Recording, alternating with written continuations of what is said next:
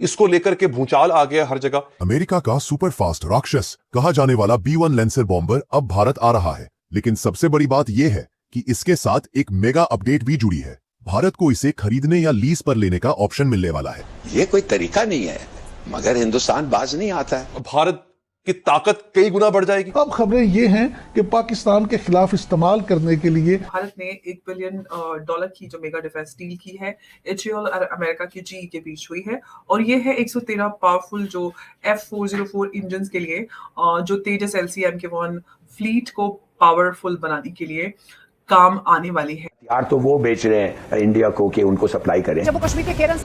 नमस्कार दोस्तों, आपका स्वागत है हमारे YouTube चैनल में। तो दोस्तों, B-1B लैंसर बॉम्बर को देख पाकिस्तान की रातों की नींद उड़ गई है। अगर भारत को ये बॉम्बर मिल जाता है तो पाकिस्तान की रातों की नींद उड़ जाएगी और पाकिस्तान को ये डर सताता रहेगा कि कभी भी भारत अटैक कर सकता है। तो दोस्तों, ये अमेरिका की तरफ से भारत को बहुत बड़ा एक ऑफर है।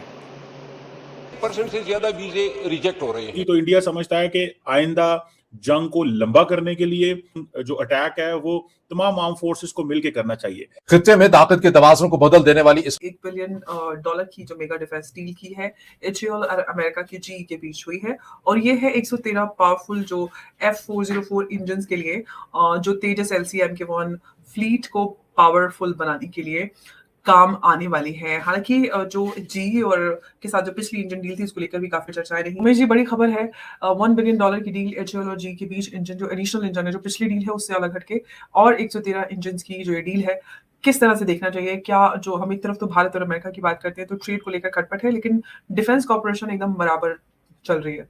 कैसे आप इसको देखिए, जो पिछले डील में हमें डीले फेस करना पड़ा, वो सारी चीजें मैं आपसे जानना चाहूंगी। सारी बातें देखिए, भारत ने एक तरह से अपनी जो डिफेंस है मिस्टेक्स है उसे कहीं ना कहीं सीख रहे हैं और they are trying to ensure that future में डिलेस ना हो। 2021 में हमने उनके साथ पहला इंडियन डील साइन किया था, हमारा जो 83 LPA Mk-1A एयरक्राफ्ट के लिए, और अभी जो हमने साइन किया है एडिशनल 97 LPA तेजस Mk-1A एयरक्राफ्ट के लिए जो सितंबर में हमने ऑर्डर दिए थे 66,000 करोड़ का।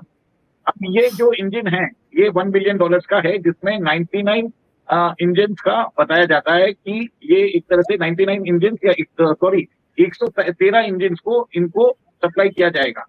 देखिए अमर जी, जो तेजस का अभी जो मॉडल बनाया गया है उसके अंदर आप दूसरा कोई भी इंजन रिप्लेस नहीं कर सकते। इसी के लिए अमेरिका ने इसका फायदा उठाया और अमेरिका ने हमसे एक तरह से जो कमिटमेंट मांगा था कि हम दूसरा एयरक्राफ्ट नहीं लेंगे, we started buying 2 different aircraft from Rafale। तो कहीं ना कहीं वो एक्सपेक्ट कर रहे थे कि हम उनका F-22 रैप्टर लेंगे या F-35 के जो लाइटनिंग जो उनका 5th जनरेशन है वो लेंगे। हमने मना कर दिया और हमने रफाल लिया। अभी इंजन देना उन्होंने चालू कर दिया, 4 इंजन इस साल उन्होंने दे दिया है। By end of this year मतलब मार्च 2026 तक उन्होंने बोला है कि 12 इंजन दे देंगे। जो इंडिया की जो फौज है ये ट्रिशल एक्सरसाइजेस कर रही है, कहा जा रहा है कि ये बेसिकली मल्टी डोमेन ऑपरेशंस की तैयारी हो रही है, और एक जो जिसे कहते हैं ना एक एनवायरनमेंट बिल्ड करना चाहते हैं कि लैंड एयर सी जो है वो जॉइंटली ऑपरेट करें, इंटीग्रेशन हो, प्लानिंग हो, इस तरह की बहुत सारी चीजें। आपको क्या लगता है कि ये ऑपरेशन सिंदूर जो इंडिया ने किया उसके बाद इंडिया ने महसूस किया कि हमें जंग को अपनी डायरेक्शन में लेके जाना चाहिए, मीन्स कि अगर नेक्स्ट पाकिस्तान पे हमला हो तो लैंड एयर सी करें रादर देन कि आप सिर्फ एयर स्ट्राइक करें?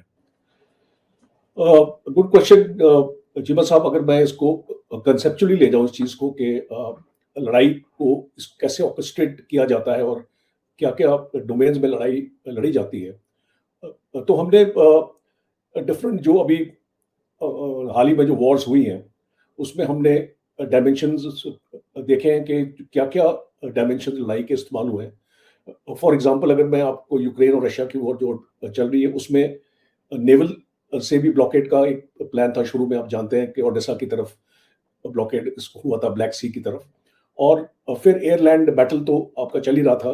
इस प्रीडोमिनेंस हमने देखी कि रशिया ने शुरू में एयर पावर इस्तेमाल नहीं किया था और अपना एक मिसाइल्स को इस्तेमाल किया था ज़्यादा और ड्रोन्स को इस्तेमाल किया था। फिर हमने देखा कि यूक्रेन ने भी बहुत अच्छे तरीके से अपने ड्रोन्स को इस्तेमाल किया रशिया के अगेंस्ट, और काफी नुकसान उनके एयरक्राफ्ट्स को ग्राउंड पे भी एक्चुअली पहुंचाया। So dimension of war actually बदल रही है, और ये इसको सिंदूर के साथ इसका रिलेशन कुछ नहीं है। मैं आपको बताऊं, अगर आप एक लड़ाई की अगर हालत में, हम जब बात करते हैं कॉम्प्रिहेंसिव मिलिट्री पावर की, तो कॉम्प्रिहेंसिव मिलिट्री पावर क्या होती है?